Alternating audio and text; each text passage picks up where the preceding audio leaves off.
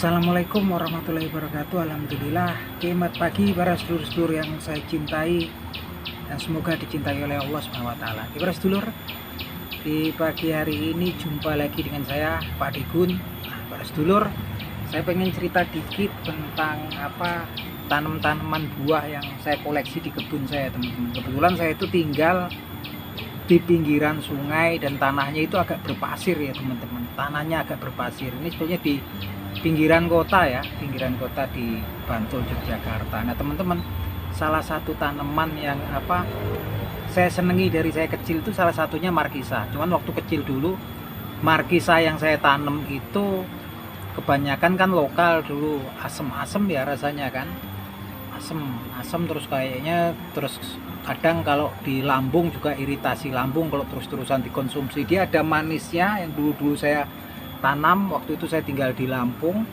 Waktu saya kecil itu markisa lokalnya itu manis, tapi memang seperti kandungan asemnya tinggi ya, itu kan asam oksalatnya tinggi, makanya dia bisa iritasi lambung terus menerus.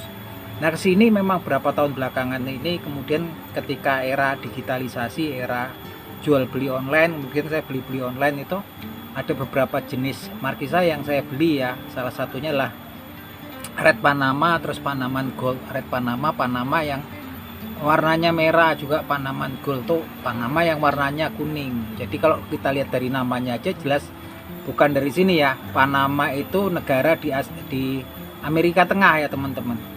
Di Amerika Tengah, Amerika Utara atau Amerika Serikat, karena ada Amerika Tengah ya, kayak Nicaragua, Panama, itu Costa Rica itu Amerika Tengah ya. Kalau Amerika Selatan kayak Brazil, Venezuela, Argentina, Uruguay. Nah teman-teman, malah kalau kita lihat kalau Amerika Tengah itu kan cuacanya sebetulnya juga tropis ya sebagai negaranya, seperti juga beberapa negara di Amerika Selatan. Tapi ternyata ketika saya tanam itu di sini kebanyakan memang pertumbuhannya nggak baik. Apalagi kemarin ketika bulan Desember sampai Februari ya teman-teman, itu kemarin kan curah hujannya di tempat kita tinggi ya, itu banyak yang kemudian memang rusak ya pohonnya gitu kan. Terus memang pertumbuhannya kurang bagus, makanya kemarin juga akhirnya saya coba saya silangin. Kebetulan saya punya yang lokal yang manis asam, tapi ya kalau dimakan kayaknya kadar asamnya tinggi ya, walaupun aromanya menyengat enak, terus buahnya besar. Yang lokal itu dia tahan macam perubahan cuaca ekstrem, panas, hujan, dan kayaknya dengan pH tanahnya yang mungkin asam juga tahan ya gitu kan. Karena kayaknya memang saat ini kan air hujannya tingkat keasamannya tinggi, yang harusnya kan netral kalau air hujan itu. Kenapa? Karena memang kan hasil penguapan, tapi karena polusi kan udah banyak ya di udara gitu kan. Yang jelas kemudian saya coba ide untuk melakukan cross breeding atau kawin silang. Kawin silangnya saya plus antara yang Red Panama, nanti tepung sarinya atau kalau bibit jantannya lah gitu kan. Kemudian putihnya yang betinanya yang lokal, saya ambil tepung sarinya, kemudian untuk membuahi putihnya buah markisa yang lokal. Dan sebaliknya juga, yang markisa lokal kemudian saya ambil tepung sarinya untuk membuahi putih daripada Red Panama. Kemudian ketika berbuah, bijinya ini yang memang hasil cross breeding saya semai ya teman-teman. Nah kalau markisa ini kan memang kemudian masih relatif, kalau untuk mengembangkan lewat generatif masih terjangkau ya, nggak kayak tanaman lain, karena memang dari biji kan cukup 1 tahun juga udah ini kan, udah mulai berbuah dari biji. Nah teman-teman, lumayan. Jadi saya kemudian salah satunya yang hasilnya itu macam-macam teman-teman, tapi yang jelas mereka pohonnya lebih adaptif di sini ketika curah hujan tinggi. Ini F1-nya ya, hasil cross breeding pertamanya itu lumayan ya. Nih, hasilnya kayak gini, cuman memang ada penyimpangan ini kayak yang keturunan saya pakai yang indukannya Red Panama ya. Jadi yang ininya yang lokalan, yang jantannya ini manis banget kayak Red Panama, cuman kulit buahnya jadi keras kayak batu. Ini tapi kalau yang ini, yang blasteran ini, dia masih hijau aja udah manis banget ya gitu. Masih hijau itu udah manis banget ininya. apalagi kalau matang. Jadi masih hijau itu udah habis saya makan. Ini nggak ada asamnya sama sekali. Saya tes, saya makan beberapa buah yang masih mentah-mentah, masih hijau-hijau itu udah manis. Berapa hari saya makan juga nggak ngaruh ke lambung saya, mual atau apa. Ini yang silangan ya, ini apa? Salah satunya yang hasilnya bagus. Cuman juga ada beberapa yang hasilnya juga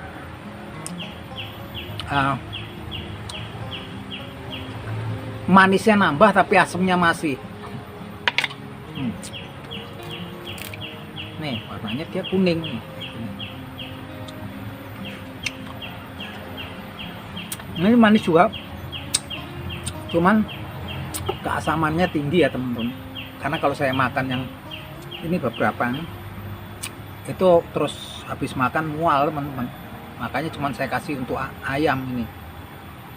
Yang saya makan ya yang silangan ini lumayan, dan ini memang saya cross breeding lagi masih sama yang lokal lagi. Ini nggak ada asamnya sama sekali.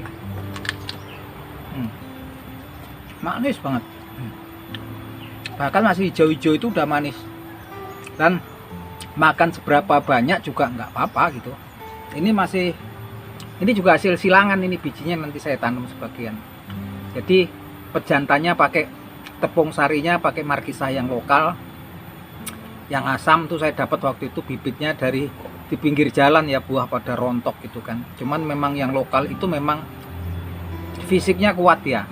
Kena curah hujan tinggi, kena panas tinggi, dia tetap aja. Kalau yang markisah madu saya nggak ngerti itu asal usulnya dari mana. Kemudian ada yellow Panama atau Panaman Gold atau red Panama. Kadang-kadang di tempat-tempat tertentu tempat kita nggak bagus pertumbuhannya. Nah saya udah punya yang kemudian hasil cross breeding nih, lumayan ternyata teman-teman. Makanya kita harus lebih kreatif, dan ini pohonnya lebih adaptif ya teman-teman. Yang hasil cross breeding ini rasanya masih kayak induk betinanya, kayaknya gen rasanya itu sama tingkat keasamannya nonton induk betinanya gitu kan.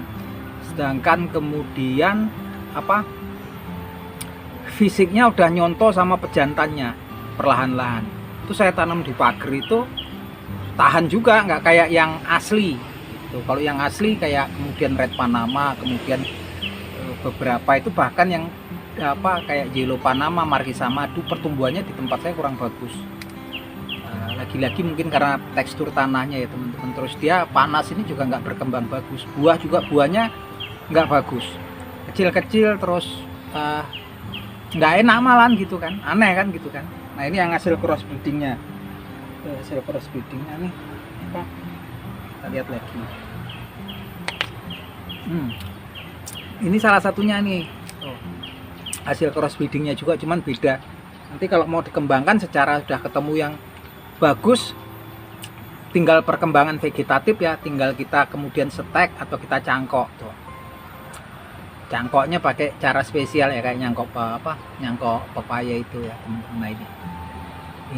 Yang ini manis, aromanya lebih bagus ya, kayak lebih condong ke yang lokal. Kalau yang lokal tuh yang saya pakai untuk pejantan sama sekali nggak enak ya.